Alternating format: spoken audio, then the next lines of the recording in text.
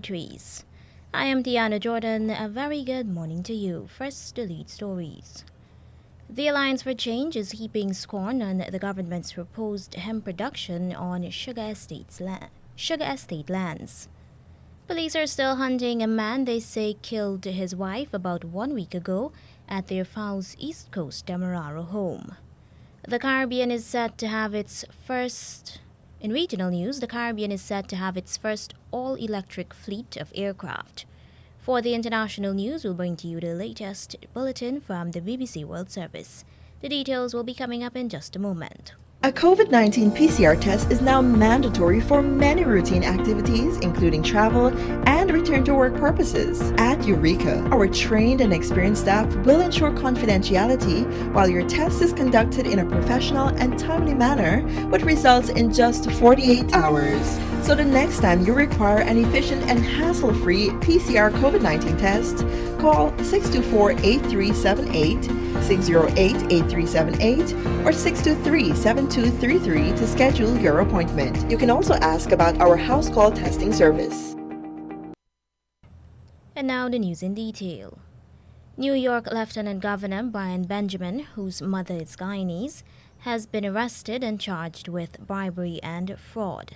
U.S. prosecutors say he allegedly directed state funds to a group controlled by a real estate developer who was a campaign donor. Reuters news agency reported that Benjamin, a Democrat appointed as the state's number 2 official by Governor Kathy Hochul last August, directed a $50,000 state grant to the organization. At the time, he had been serving as a state senator in 2019. The developer then sent Benjamin's campaign for state senate thousands of dollars through several checks in the names of the developer's relatives and a limited liability company, according to the indictment.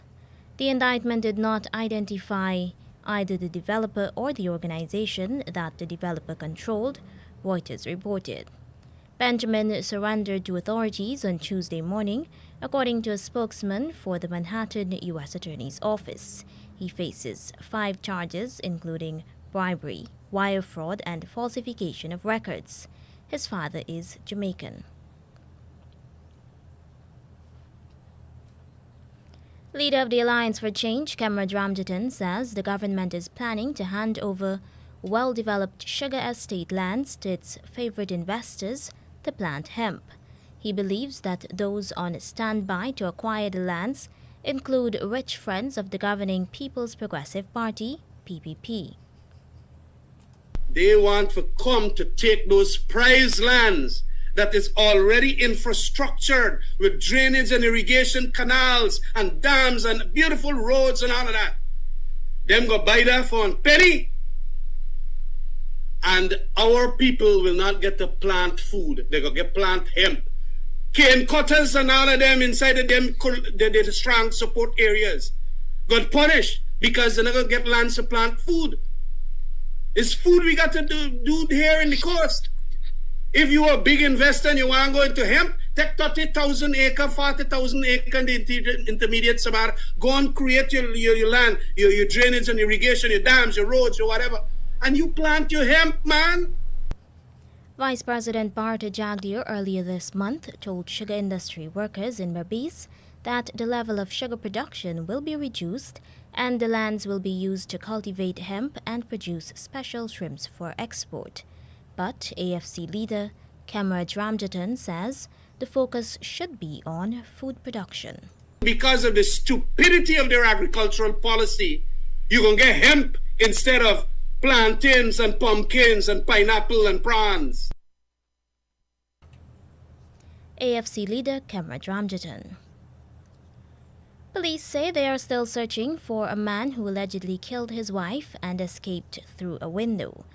A police force spokesman says a joint search has been conducted by police, community police, and residents in the Enmore Backlands.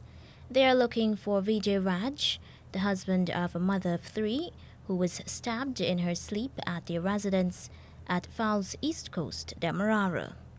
Dead is Savitri Raj. Her son had related that he had heard his mother scream. He reportedly told police that when he rushed upstairs, he saw his father escaping through a window. The prime suspect has not been seen since. The husband had previously struck his wife with a bottle. And for news in the region, a top health official in Tobago is warning of a surge in COVID cases as a result of several Easter parties. Photos of hundreds of maskless spectators rammed together and enjoying themselves at parties have left Secretary of Health, Wellness and Social Protection, Dr. Faith Israel, gravely concerned. At the Vibes with Voice event at Fairways Restaurant and Golf Lounge, Lowlands, on April 14th, partygoers were seen dancing and singing along as soca artist Voice performed on stage. Of approximately 200 people in a photo taken by Newsday's photographer David Reed, less than 5 were seen wearing a mask. The event was one of the many parties to kickstart the island's Easter weekend celebrations. The Prime Minister recently ended the majority of COVID-19 restrictions, but as fete lovers enjoy themselves after 2 years of restrictions, Israel said she has already spoken to the Tobago Regional Health Authority to prepare its facilities for a possible surge of COVID-19 cases. She hopes that Tobagonians do not regret the economic gains that they have made this weekend in another 2 weeks. Cape Air, the Massachusetts-based airline that has a strong presence in the Caribbean, is going electric. The company has signed a letter of intent to purchase 75 all-electric Alice Commuters aircraft, meaning the long-time regional carrier will become the Caribbean's first electric airline. With the move, the company says it wants to set up an unparalleled regional electric fleet, taking a pioneering step into the sustainable era of aviation.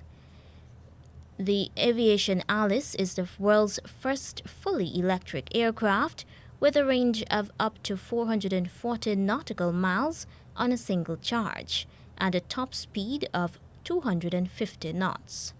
Cape Air's Caribbean network includes destinations like St. Thomas, Tortola, Virgin Gorda, St. Croix, and Culebra. The Caribbean's regional airlines have been leading the way from a sustainability perspective. Earlier this year, luxury airline Tradewind Aviation launched the region's first ever carbon offset program, covering the cost of 100% of the airline's carbon emissions. Grenada National Reparations Committee (GNRC) commissioners are appalled but not surprised by a recent revelation by researchers in the United Kingdom about slave ownership on that Caribbean island. Research shows that in the early 1770s, the Bank of England acquired and subsequently owned 599 enslaved people on the island of Grenada. The 599 Africans were enslaved at plantations located in Bacalet and Chemin here in Grenada. In 1790, the bank sold the 2 plantations to a member of parliament, Andrew Bailey, for the equivalent of 52 million EC dollars in today's money. According to an article published this week in the Guardian newspaper, this shocking revelation is one outcome of a research project led by Michael Bennett, a specialist in the history of early modern Britain and Caribbean slavery, and volunteers from across the Bank of England's Ethnic Minorities Network. This new finding is part of an exhibition held at the Bank of England's Museum in London, where the bank is currently headquartered. And now for the international news, here's the latest news bulletin from the BBC World Service. Hello, I'm Moira Alderson with the BBC News. Reports from Mariupol in southern Ukraine say separatist fighters, supported by Russian forces, are trying to storm an industrial complex where the city's last defenders have been holding out alongside hundreds of civilians. The Ukrainians want international help to arrange safe passage for people hiding in bunkers and tunnels at the Azovstal steelworks. Ihor Zhovkova from the Ukrainian president's office said more weapons were needed to allow the fight against Russia to continue. Ukrainian forces are able to resist, including in Mariupol, because parts of the Ukrainian armed forces are still there, though, yes, parts of the city are captured by the Russian armed forces. But it's very important for Ukrainian armed forces to have the heavy weaponry, ground weaponry. I mean, yes, artillery systems with the necessary munition, yes, tanks, yes, armored vehicles. So if we have this, we will be ready to withstand this offensive. Russia's Foreign Minister Sergei Lavrov has said Moscow is beginning another stage of what he calls the military's special operation in Ukraine. He said the new offensive in the east would be a very important moment. Dan Johnson is in Ukraine. We're hearing that those Russian units are now trying to advance, are breaking through their front lines and trying to make progress in the regions of Donetsk, Luhansk and in Kharkiv too. And it's also strategically important if they can complete the takeover of Mariupol, then they'll be able to connect up the forces advancing from the east with those that have moved north from Crimea in the south, the part of the country that Russia annexed in 2014. That would then form a solid ring around the eastern edge of Ukraine, which the Russians could use to resupply their forces and then perhaps advance even further westward into the country. Greece has impounded a Russian oil tanker in accordance with European Union sanctions on Moscow. The Pegasus was seized by Greek Coast Guard officials off the town of Charistos on the island of Evia. The vessel, with 19 Russian crew members aboard, had been travelling south with the intention of transferring its oil cargo to another ship. A boys' school in the Afghan capital Kabul has been targeted by suicide bombers. At least 6 people have been killed and about 20 wounded. Students were coming out of morning classes. Secunda Kamani reports. Photographs from the aftermath of what's believed to be a twin suicide bombing outside a boys' high school show bloodstains on the ground alongside discarded notebooks. The area in which this attack took place, Dasht-e-Barji, in the west of Kabul, has often been attacked by the Islamic State group because of its largely Shia population. Local sources also said a hand grenade had been thrown at a nearby tuition centre for students preparing for a university entrance exam. World News from the BBC. Israel has carried out its first airstrikes on the Gaza Strip in months, targeting a weapons manufacturing site belonging to the militant group Hamas in response to a Palestinian rocket attack. There have been no reports of injuries on either side. Votes are being counted in East Timor, where a second and final round of the presidential election has been held. The frontrunner is the Nobel laureate and veteran politician José Ramos Horta, who's facing the current president and former guerrilla fighter Francisco Guterres. This report from Rebecca Henschke. East Timor's new president will be sworn in on the 20th anniversary of the country's independence after a brutal occupation by neighbouring Indonesia. For those 2 decades, the new nation has been plagued by corruption and political infighting that has at times sparked violence on the streets. At the polling booths today, José Ramos Horta said that if he's elected, his priority will be to bring about stability and peace. But he's also said the country should expect a political earthquake, indicating he may move to dissolve the parliament and call for early parliamentary elections. The UN World Food Programme is warning that due to a prolonged drought across the Horn of Africa, the number of people at risk of hunger there could rise from 14 million to 20 million.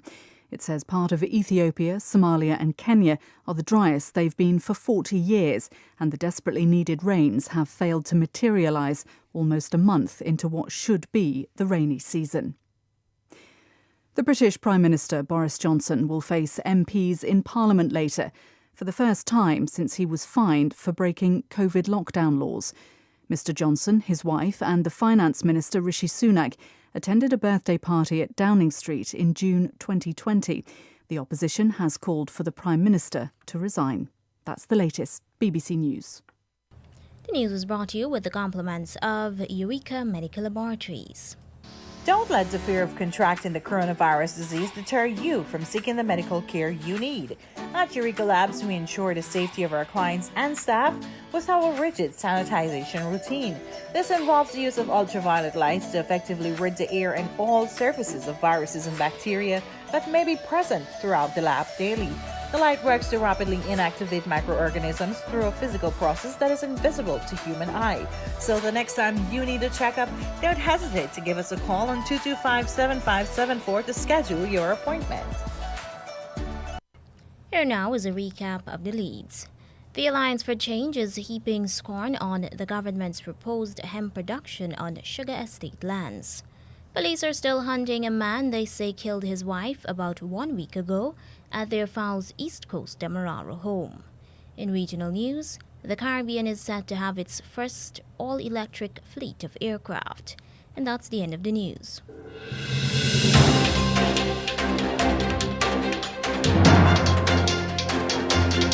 This has been the news, compiled in the News Talk Radio newsroom. For ongoing updates, visit demerarawaves.com, and you can check facebook.com/demwaves and twitter.com/demwaves.